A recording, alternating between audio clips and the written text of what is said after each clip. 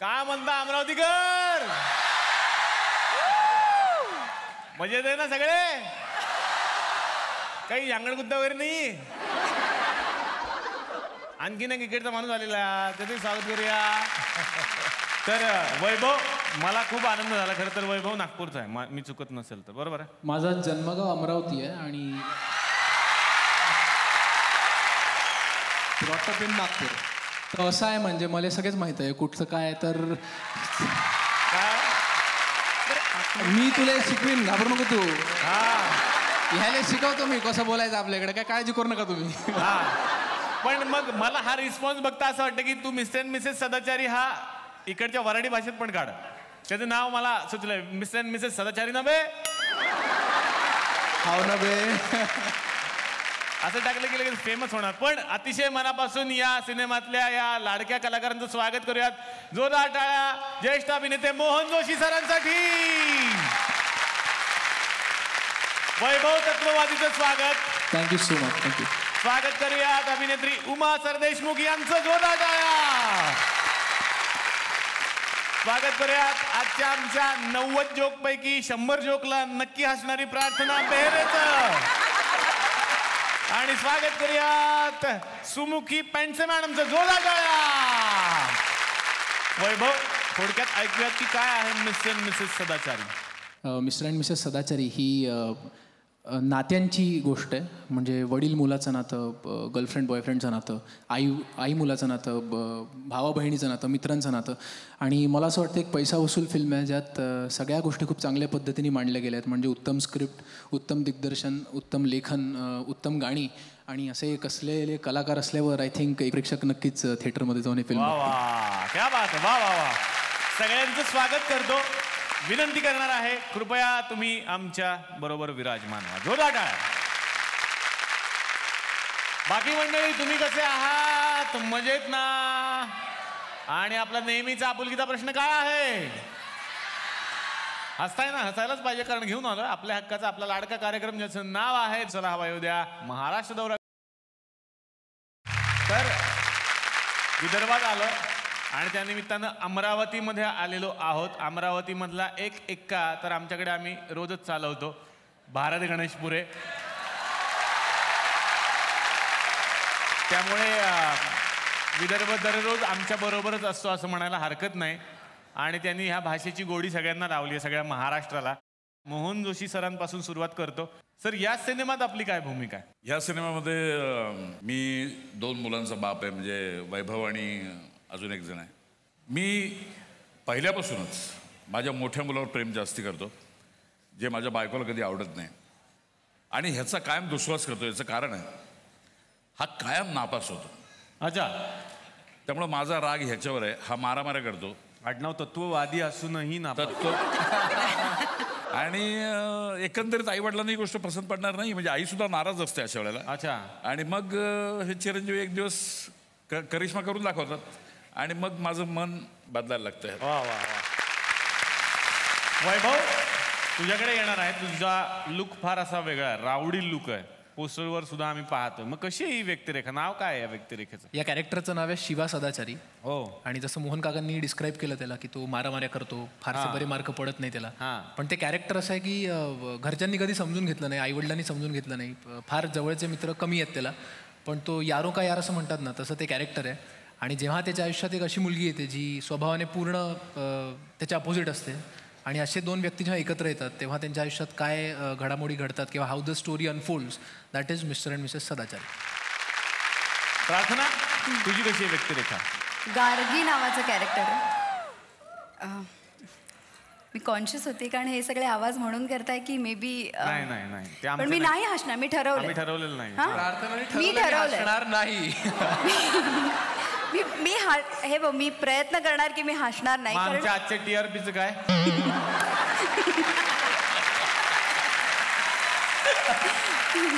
हे नोकरी घालवायचे सांगते. मला या शो मध्ये यायच्या आधी ऍक्च्युली मला असं नाही विचारत की तुम्ही नेक्स्ट फिल्म कुठली करतात. मला असं विचारतात की तुम्ही नेक्स्ट चला हवा युद्धामध्ये कधी येणार आहे, म्हणजे आम्हाला कळेल तुमची फिल्म कधी. का तर त्यांना फक्त बघायचं असतं की मी कशी हसते.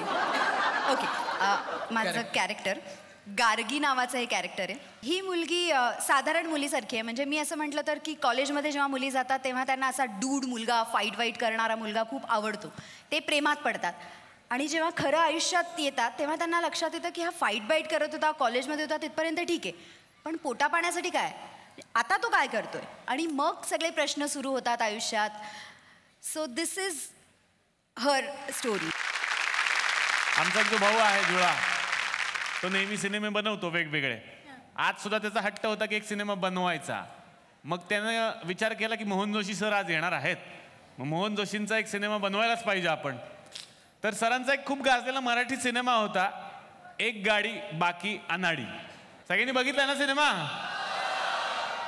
सिनेमामध्ये खूप छान स्टोरी होती की लक्ष्मीकांत बेर्डे तुमचे चिरंजीव असतात, त्यांना एक गाडी हवी असते लहानपणी, ती तुम्ही आणून देता. मग काही तुमचे हितशत्रू तुम्हाला घालवतात सिनेमातून काही वेळ, आणि मग ती गाडी तो बदला घेते. असा सिनेमा होता. त्याच्यावर हिंदीत पण सिनेमा आला, टार्झन द वंडर कार नावाचा. तोही आपल्यावरून ढापला त्यांनी, असं मी म्हणेन. तर तोच सिनेमा आता त्यानं बनवला वेगळ्या पद्धतीनं. तुमचा होता एक गाडी बाकी अनाडी, यांचा आहे एक गाडी बाकीचे सगळेच अडाणी. बघूयात मग आता या सिनेमात काय घडणार आहे. तर मोहन जोशी सर, तुम्ही समोर बसलेले आहात. सरांना प्रेमाने सगळे मोजो म्हणतात. मोजो म्हणजे मोहन जोशी, त्यांचंही नाव मोजोच आहे. भेटूयात मोजोंना. या मोजो.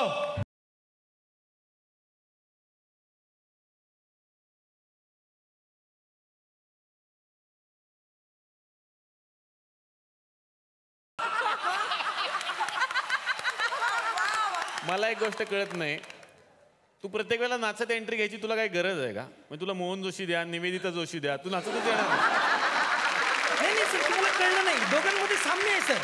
मकरंद अनासपुरे सर आणि मोहन जोशी सर एकदम साम्य आहे सर. हा, दोघेही त्या पिक्चर मध्ये होते, हे मी विसरलो, सॉरी. नाही, दोघांना पण नाचता येत नाही सर. आता मग बद्रिके तुमच्यात आणि सुनील शेट्टीत सुद्धा एक साम्य आहे. हो सर. काय मला डान्स करता येतो? नाही, दोघांनी ऍक्टिंग येत नाही. आता काय ठरलंय मोहन जोशी सर, ते करायचंय.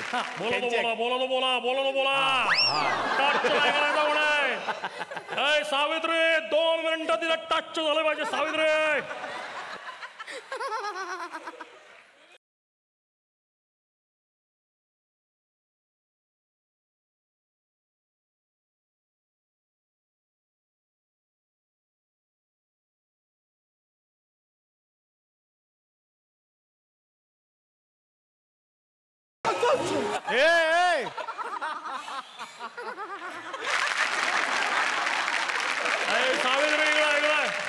मी आत्ता आलोय ऑफिसवरनं, आत्ता आलो इकडे. अगं बाई, ऑफिस मधून आले. अगं बाई.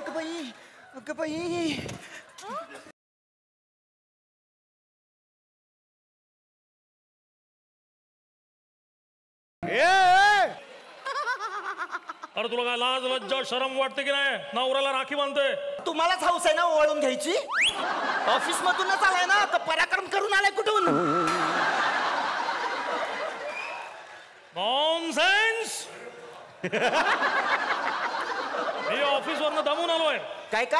ऑफिसवरून दमून आलोय मी खूप. अगं बाई, ऑफिस मध्ये हत्ती धुवायला सांगितले होते.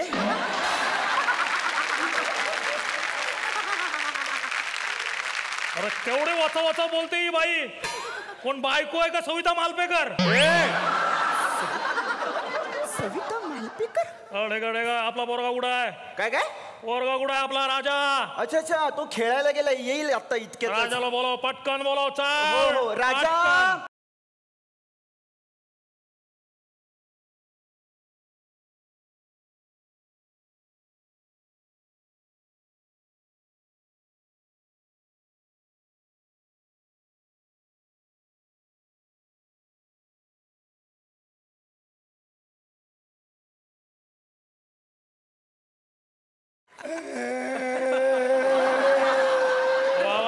वा जबरदस्त.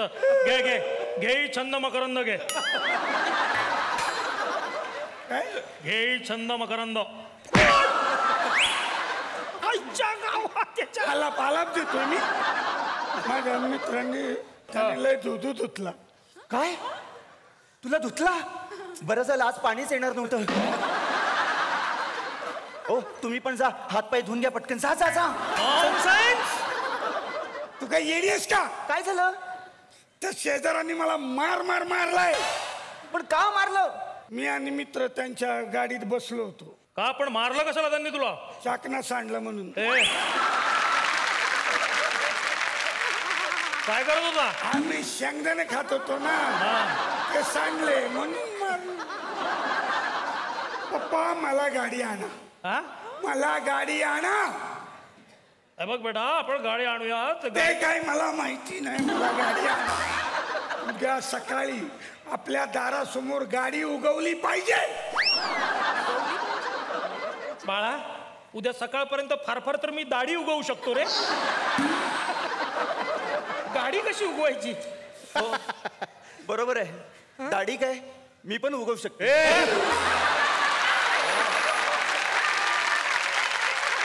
काय माझा मुलगा गाडी मागतोय तुमच्याकडे, तुम्ही दाढीचं काय करत बसला? गाडी द्या त्याला. गाडी मागतोय ना तो. मला गाडी पाहिजे पाहिजे पाहिजे.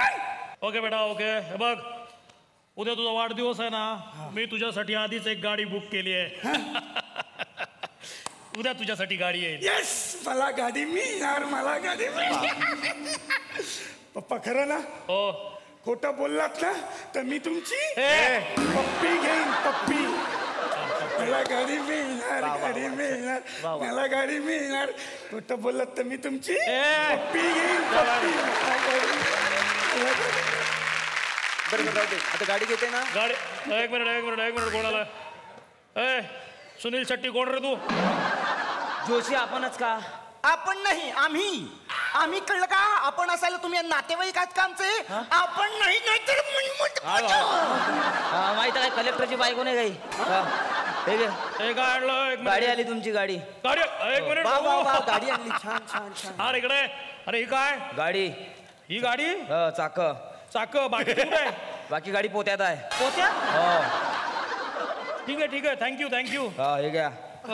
थँक्यू. पकडा. येस. आणि हो तुमच्या बायकोला काही मानधन शिकवा. पाहुण्या संघ कसं बोल लागते. काय काय होत? लोकल टॅलेंट आहे. राहू दे.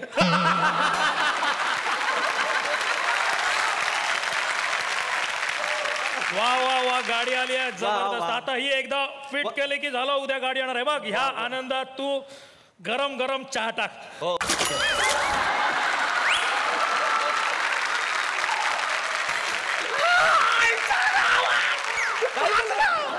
काय झालं? तुम्हीच म्हणाला चहा टाकला. चहा द्या असं म्हणावं म्हणून. नॉनसेन्स.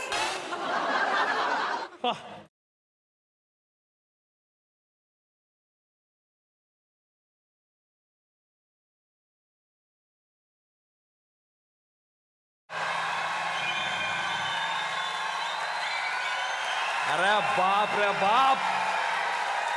याले म्हणते माहोल. वा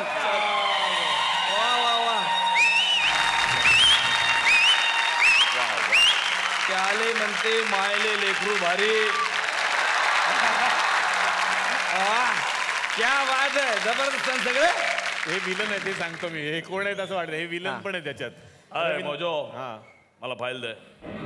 मला फाईल दे. अरे स्किट मधून साक्षात मोजो. स्किट मधून बाहेर नाही जायचं त्यांच्याशी. नाही ते नंतर स्किटचं नंतर यार. अरे म्हणजे एवढं ओरिजिनल माणूस असताना डुप्लिकेट काय बोलतो बाजू. सर मोहन जोशी सर क्या बात आहे सर. तुम्हाला आठवतंय आपला हा दौरा सुरू झाला पहिला एपिसोड तुम्ही केला होता आहे ना. आणि आज अमरावतीत म्हणजे माहेरी आले. आज तर काय जबरदस्त माहोल.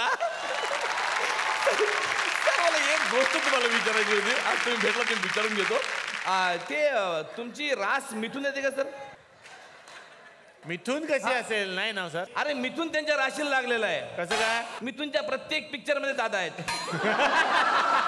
मिथूनच्या पिक्चर मध्ये जर मोहन जोशी नसतील तर लोक म्हणत का हा मिथूनचा पिक्चरच नाही आहे बा. म्हणजे एवढं नाही, तुम्हाला सांगतो, मिथुन चक्रवर्तीचं लग्न होतं तर सर गेले नाही. तर तिकडे शूटिंग करण्यावाला म्हणे की नाही, हे मिथुनचं लग्नच नाहीये, मोहन जोशी नाहीये, मी शूटिंग करत नाही म्हणे. मग मिथुन चक्रवर्तीने मोहन जोशीला फोन केला, दादा आ जाओ. ते म्हणलं काळजी करू नका, हा हातामध्ये मी टच होतो.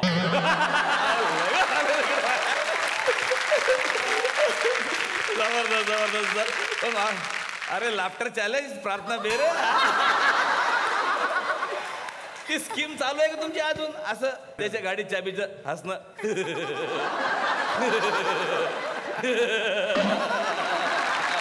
आहे चालू आहे. त्या म्हणाल्या होत्या आज काही झालं तर मी हसणार नाही. असं शक्यच नाही. हे कसं आहे, प्रमोशन तर करतोच आपण पिक्चरचं, पण कसं आहे की ह्याच्या बरोबर आमचा एपिसोड निघते. मग काय होतं मॅडम, तुम्ही ना एक काम करा, तुम्ही ना गब्बर सिंग ट्राय करा. कसा काय? म्हणजे अर्धा पार्ट त्यांच्याकडे आहेच. हा, म्हणजे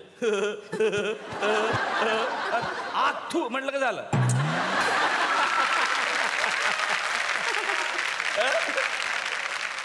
पण हा पिक्चर फार मस्त आहे तुमचा. आता आमच्याकडे घेऊन आलेले हे मिस्टर सदा आचारी, दोघंही आचारी दाखवले का त्याच्यामध्ये? नाही, मला काय ऑर्डर द्यायची होती, माझ्या मामाचा पोरगा लग्नाची. नाही नाही, साधी सिंपल आहे एकदम. म्हणजे मसाला भात आहे, मसाला भात आहे, डाळ भाजी आहे, आलू वांग्याची भाजी आहे. हा मग, आणि आपलं विदर्भ स्पेशल आलू बोंडे ठेवा. तेच कसं आहे का, फक्त आलूचा खर्च आहे, बोंडे आमच्याकडे आहे.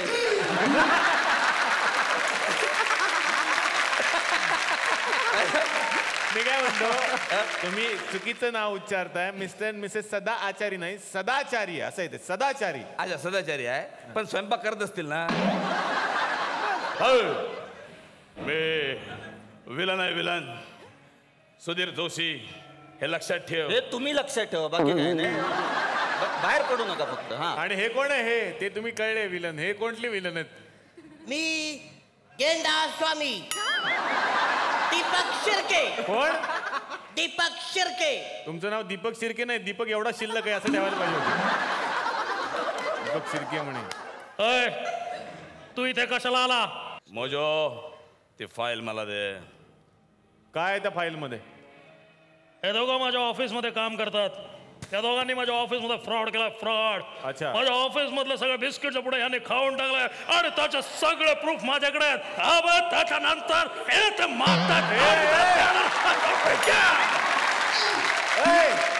काय हे काय? मोहन जोशी सर. समोर बसले आहेत ते, आणि हे काय मोहन जोशी? नीट करणं व्यवस्थित. म्हणायचं काय, नीट कर ना. सांग त्याला कसं करत, सांग.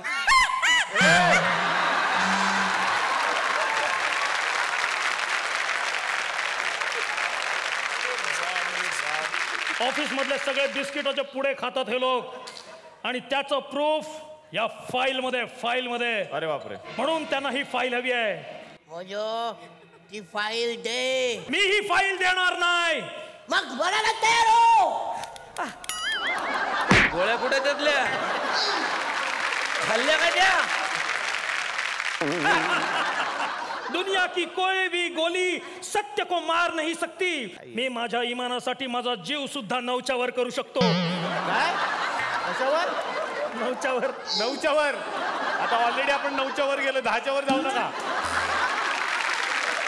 नको ना बोलू हिंदी. तुला काही गरज आहे का हिंदी बोलायची? मराठीत बोल ना. नका नका बोलू त्यांच्याशी. पाहुणे आलेत ना घरी, चहा टाकू? थोडा टाका वहिनी.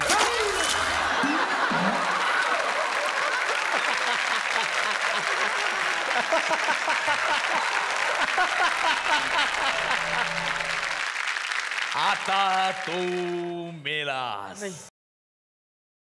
दुनिया की कोई भी गोली मुझे नहीं मार सकती. सत्य कभी मर नहीं सकता. ठीक आहे, मग मी तुला धक्क्याने मारीन.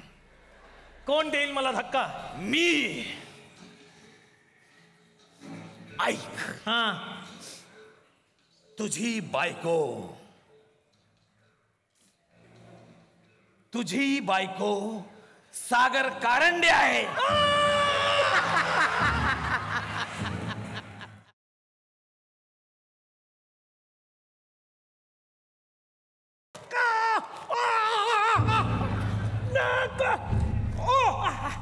काय अमिताभ बच्चन आहे इतका टाइम घेतो मारायला? मर ना पटकन. Hello madam. Oh madam, by the way तुमचा नवरा मेलाय. आईच्या गावात राजा राजा.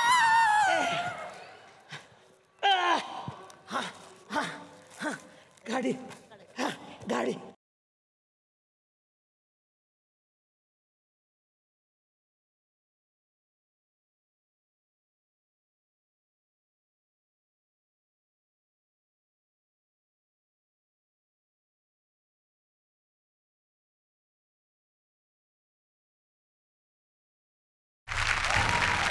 साधारण 15-20 वर्ष लोटली आणि राजा आहे तो आता मोठा झालाय. तो पुढे जाऊन मॅकॅनिक झालाय. भेटूयात राजाला.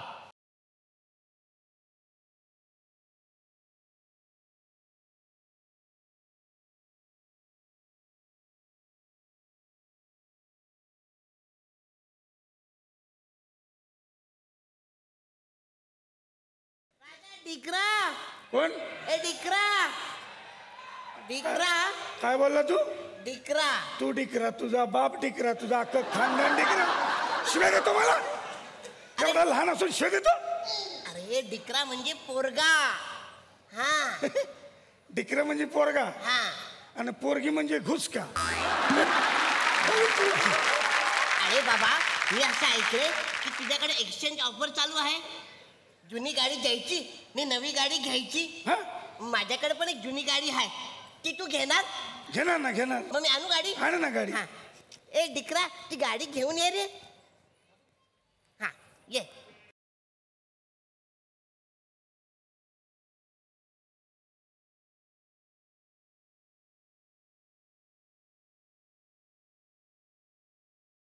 तू ही गाडी घेणार? अरे घेणार म्हणजे काय? मग मला नवी गाडी देणार? हा देणार ना. हा दे. ही घे. ही नवी गाडी एवढीशीच? मग काय, तुला का टेम्पो पाहिजे का एवढीशी? डिकरा मला नको ही तुझी गाडी. अरे घे ना, ऑफर आहे. कोणती ऑफर? 2 फुगे फ्री आहे त्याच्यावर. मग मला चालेल नाही का ऑफर? चल थांब थांब, फुगे कुठे आहे? देतो ना, डिकरा, देतो कुठे कुठे? देतो ना. हे घे ना, आहेत माझ्याकडे. हे घे. हा जा अरे जा. वा वा डिकरा, आहे ना? गाडीवर फुगे. वा वा वा. जबरदस्त गाडी आहे रे. राजा. हा हा किती. अरे तुला गाडी धुवायला दिली ती, धुतली का? हा तुटली तुटली गाडी. चल दे. हा देतो की. ठीक आहे, चांगली इस्त्री मारून ठेवली. हा थोडं पाणी असेल गेलेलं, पिळून काढलं तर जाईल. त्याच्यात काय होते?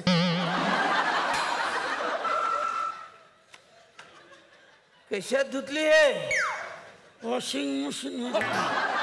वॉशिंग मशीन मध्ये. आता तू मेलास.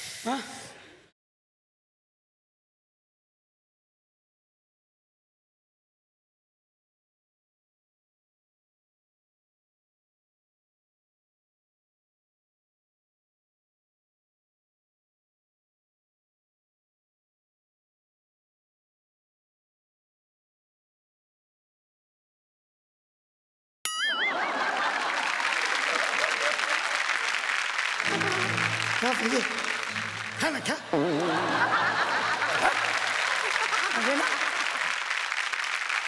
मग काय रे? तुला पाहिजे ना, आणतो मी.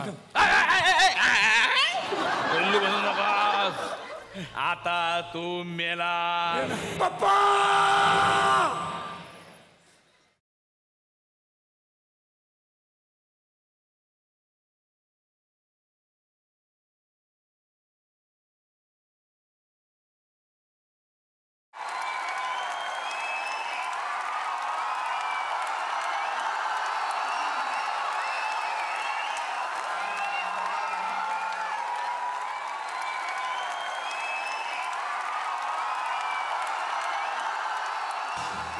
कोणी टच केला माझ्या पोरा? बोला ना बोला. आईच्या गावात.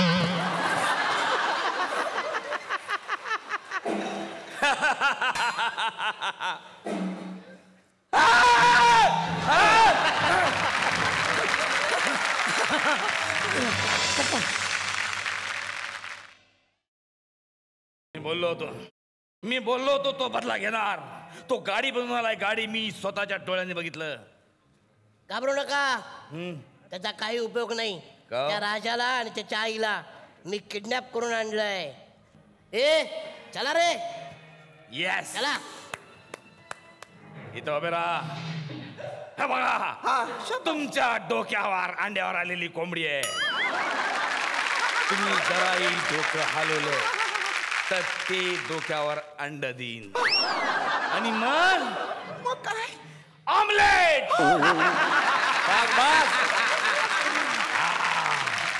पप्पा वाचवा आम्हाला.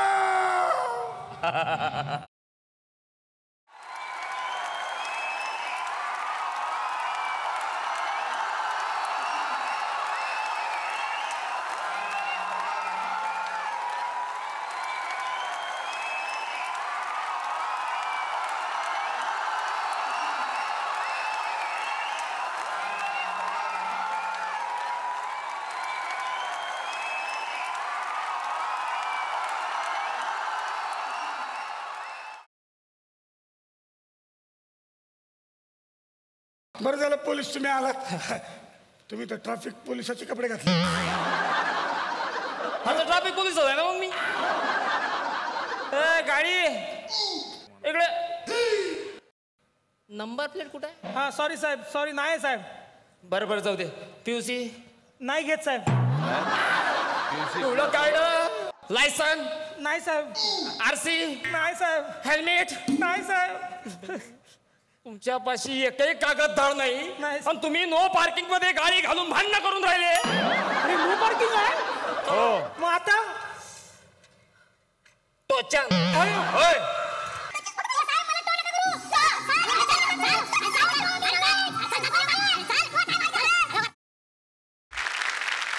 झालं मी एका व्यक्तीला इथे आमंत्रित करतो. भारत गणेश पुरे, जरा स्टेजवर या.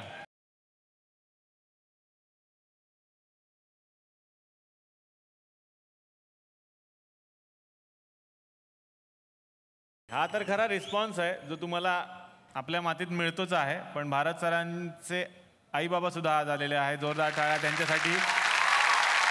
बाबांना विचारायचंय, लेकासाठी अख्खा विदर्भ उसळतोय, कसं वाटतंय बाबा तुम्हाला? फार छान वाटून राहिलं. या जगात काही बाप पोरांना मोठं करतात, परंतु माझ्या पोरानं मला मोठं केलं आहे. त्याच्या या कर्तृत्वाला मी आशीर्वाद देतो आणि सर्व टीमचं स्वागत करतो. आईंना माईक द्या. माझ्या पोराला खूप श्रम केले, कष्ट करून त्यांनी त्याची जिंदगी केली, हे याचा मला अभिमान आहे. त्याचा अभिमान आहे. मी आशीर्वाद देतो सगळ्या कलाकारांना की अजून अशाच पुढे जावं. वा वा वा वा वा वा, क्या बात आहे. जोरदार टाळ्या भारतच्या आई बाबांसाठी झाल्या पाहिजे. Thank you Bharat sir. धन्यवाद. धन्यवाद अमरावतीकर. आता येणार आहे सुमुखीजी तुमच्याकडे. तुमची व्यक्तिरेखा जाणून घ्यायची. मी गार्गीच्या आईची भूमिका केली आहे. आणखीन गार्गी शिवाच्या प्रेमात पडते आणि माझं ठाम मत आहे की शिवा गार्गीच्या लायकीचा नाही. याच्यासारख्या मुलाशी माझ्या मुलींनी किंवा कुणाच्याही मुलींनी कधीही लग्न करू नये. अच्छा. आणि मी कायम त्यांच्या दोघांच्या प्रेमाच्या अगेन्स्ट आहे आणि मी वारंवार माझं हे मत ठामपणे सांगत असते. हे चूक आहे, हे करायचं नाही फुली. आणि मी तरी करते. वा. आता येणार आहे उमाजी तुमच्याकडे. तुमची व्यक्तिरेखा जाणून घ्यायची आहे. मी शिवाची आई आहे. अच्छा.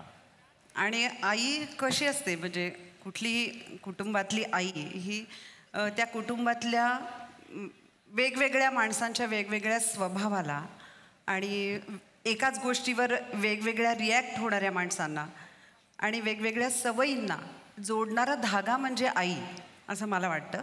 आणि मला असं वाटतं की प्रत्येक कुटुंबामध्ये प्रत्येक आई हे धागा जोडण्याचं काम इतकं सहज आणि नकळतपणे करत असते. ते काम मी केलं. खरं तर स्त्रियांच्या कर्तृत्वाचा, प्रतिभेचा आणि साहसाचा गौरव करणारा झी मराठीवरचा लोकप्रिय पुरस्कार म्हणजेच उंच माझा झोका पुरस्कार. गेल्या वर्षी या पुरस्काराच्या मानकरी ठरल्या होत्या आपल्याच अमरावतीच्या रझिया सुलतान मॅडम. समलिंगी तृतीयपंथी समाजाची माय ठरलेल्या रझियाजींसाठी एकदा जोरदार टाळ्या झाल्या पाहिजेत. याच त्यांच्या कार्यासाठी ज्यांना उंच माझा झोका पुरस्कार सुद्धा देण्यात आला होता, आज त्या इथे उपस्थित आहेत. आपण सन्मानपूर्वक त्यांना या मंचावरती आमंत्रित करूया. जोरदार टाळ्या.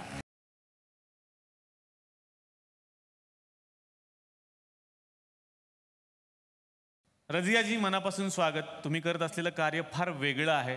खरं तर समाजाकडून दुर्लक्षित जे घटक आहेत त्यांच्यापर्यंत तुम्ही पोहोचता, त्यांना मुख्य प्रवाहात आणण्याचं काम करता आणि त्यामुळेच तुम्ही त्यांची माय ठरलेले आहात. कसा होता हा प्रवास थोडक्यात ऐकायचं आहे. आणि उंच माझा झोका पुरस्कार मिळाल्यानंतर समाजाकडून कशा पद्धतीची शाबासकी मिळाली? अलीकडे लैंगिकतेची खूप मोठ्या प्रमाणात मानसिक स्थित्यांतर होत आहे. थर्ड जेंडरची संख्या आपल्या भारतामध्ये सुद्धा वाढती आहे आणि थर्ड जेंडर हा सुद्धा एका आईच्या पोटीच जन्माला येतो आणि कुठल्याही आईच्या पोटी हा जन्माला भविष्यात सुद्धा येऊ शकतो. पण जेव्हा थर्ड जेंडर कुठल्याही आईच्या पोटी जन्माला येतो तेव्हा आई म्हणून आणि बाई म्हणून त्याची सगळ्यात जास्ती जड स्त्रीला पोचते. त्यामुळं समाजाची खूप मोठी नैतिक जबाबदारी आहे की या सगळ्यांना समजून घेणं. पण जी वेगळ्या प्रकारची दखल घेतली त्यामुळे या थर्ड जेंडरच्या ज्या समस्या आहे त्या सगळ्या जगासमोर आल्या आणि त्याच्यामुळं आमूलाग्र बदल हा झाला की 2 महिन्यानंतर मला माझ्या साथियों का फोन आला की दीदी थँक्यू. मी म्हटलं कशाबद्दल? तर आम्ही भीत झोपत होतो, हुंदके देत रडत होतो. झीमुळं अख्ख्या जगाने आम्हाला बघितलं आणि आमच्या जन्मदात्यांनी आम्हाला स्वीकारलं. हमें अपनाया है, हमें प्रॉपर्टी में हिस्सा दिया है. आणि मग त्यांनी ते सगळं सांगितलं. त्यातलेच काही साथी गुड्डी आहे, हेमंत आहे, जग्गू आहे, ती सगळी इथं आलेली आहे जे बिनधास्त जगत आहे. त्यांना आपण मंचावरती तुम्ही आमंत्रित करा. गुड्डी, जग्गू आणि हेमंत.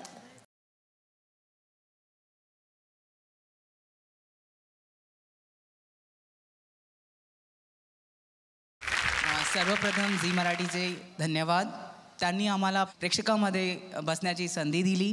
तुम्हा प्रेक्षकांना किंवा जेही जनगण इथे उपस्थित आहे त्यांना एकच सांगणे आहे की आम्ही जे आहे हे आमचे स्वांग नाही आहे, आम्ही तुमच्यातूनच एक आहोत. फक्त हे आमची लैंगिकता आहे, याला स्वीकारणे फक्त हे एकच आमचं म्हणणं आहे. आम्ही पण तुम्ही जसे आईच्या पोटी जन्माला आले तसेच आम्ही आईच्या पोटी जन्माला आलो आहोत. पण आमच्याकडे एक वेगळ्या नजरेने का बरं पाहिलं जातं? का बरं आम्हाला वेगळं म्हणून हसलं जातं? का बरं एक तृतीयपंथी आहे म्हणून आमच्याकडे एक वेगळी तिरस्कर्त्याची नजरेने पाहिलं जातं? पण आज जेव्हा रझिया मॅडमनी आमच्यासाठी काम केलं, आमच्यासाठी एक मदत केली, त्याच्यामुळे आज आमच्याकडे समाजाचा पाहण्याचा कल बदललेला आहे.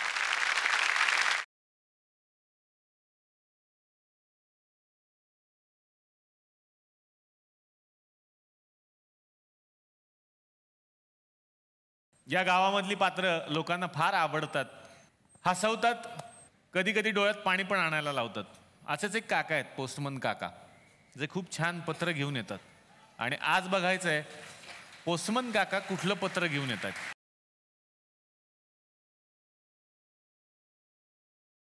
हे एक पत्र आलंय.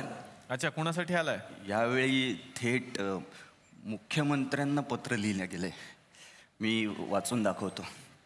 माननीय मुख्यमंत्री देवेंद्र फडणवीस यांना सप्रेम नमस्कार. वसंतराव नाईक, सुधाकरराव नाईक यांच्यानंतर विदर्भातून महाराष्ट्राला लाभलेले तुम्ही 3रे मुख्यमंत्री. विदर्भाचे वसंतराव नाईक हे पहिल्या हरित क्रांतीचे शिल्पकार. आणि आज 2ऱ्या हरित क्रांतीची गरज असताना तुमच्या रूपाने पुन्हा एक विदर्भाचा सुपुत्र मुख्यमंत्री आहे, हा चांगला योग आहे. मागे तुम्ही एका मुलाखतीत असं सांगितलं की तुम्हाला वेगात गाडी चालवायची आवड आहे. मुख्यमंत्र्याला वेगाची आवड असणं राज्यासाठी चांगली गोष्ट आहे. खास करून विदर्भाच्या विकासाला वेगाची खूप गरज आहे. तुम्ही विरोधी पक्षात असताना अर्थसंकल्पावर खूप भारी बोलायचा. कापसाला जास्त भाव मिळाला असं तुम्हाला वाटायचं. त्यासाठी तुम्ही आक्रमकही व्हायचा. म्हणून तुम्ही मुख्यमंत्री झाल्यावर कापसाला 50,000 रुपये भाव मिळतो की काय असं मनात येऊन गेलो. पण मनात काय काहीही येतं, मनच ते.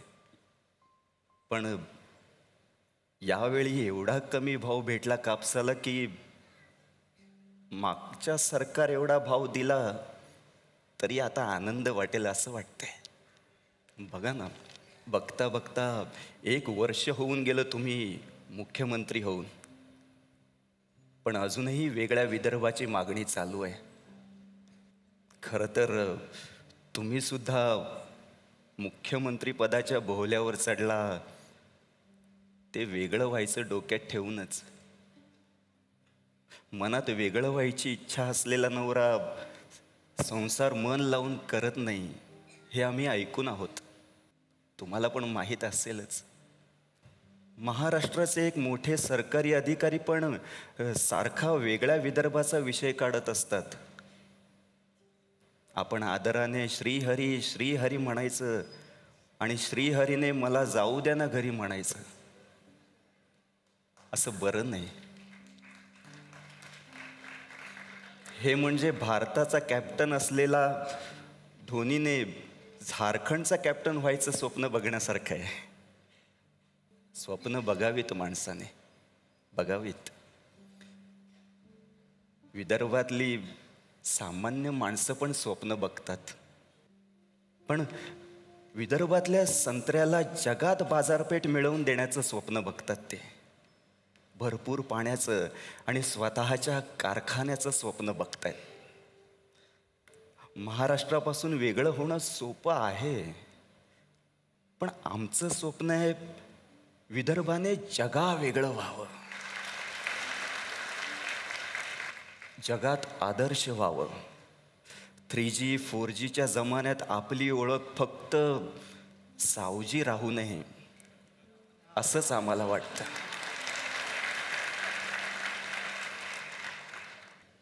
आपण कोणत्या राज्यात आहोत हा प्रश्न महत्त्वाचा नसतो सामान्य माणसाला. आपण कोणत्या अवस्थेत आहोत हा प्रश्न जास्त महत्त्वाचा असतो. वेगळं राज्य होईल तेव्हा होईल, ते इथल्या नव्या पिढीचं स्वप्न नाहीच आहे. ही पिढी जगावर राज्य करण्याचं स्वप्न बघतेय. जुन्या नेत्यांनी विकास केला नाही, वेगळं झाल्यावर काय होणार? फक्त नवीन नेते येणार. आम्हाला नवीन नेते नको, नवीन कारखाने पाहिजेत, नवनव्या रोजगाराच्या संधी पाहिजेत. तुम्ही विकासाच्या बाजूचे आहात म्हणून थोडंसं मन मोकळं केलं एवढंच. तुम्ही सत्तेत आल्या आल्या पोलिसांनी मंत्र्यांना सलामी देण्याची पद्धत बंद केली, त्याबद्दल मनापासून अभिनंदन. आधी पोलीस सेल्यूट करायचे नेत्यांना, पण पोलिसांच्या मनात किती आदर असायचा माहीत नाही. पण आता पोलीस सेल्यूट करत नाहीत, पण मनातून तुमच्यासारख्या नेत्यांना सलाम करतात एवढं मात्र नक्की. आणि हो, आमदार असताना तुम्ही एकदा जाहिरातीत काम केलं होतं, मॉडेल होतात. आता तुमच्याकडून असं काम घडावं की मुख्यमंत्री कसा असावा याचं मॉडेल म्हणून देशभर तुमची ओळख व्हावी. तुम्हाला खूप खूप शुभेच्छा. जय महाराष्ट्र. तर आता या मंचावरती मी आमंत्रित करणार आहे मिस्टर अँड मिसेस सदाचारी या सिनेमाच्या दिग्दर्शकांना जोरदार टाळ्या आशिष वाघ यांच्यासाठी. आणि स्वागत करूयात या सिनेमाची निर्मिती ज्यांनी केलेली आहे श्रीयुत उत्पल आचार्य यांचं.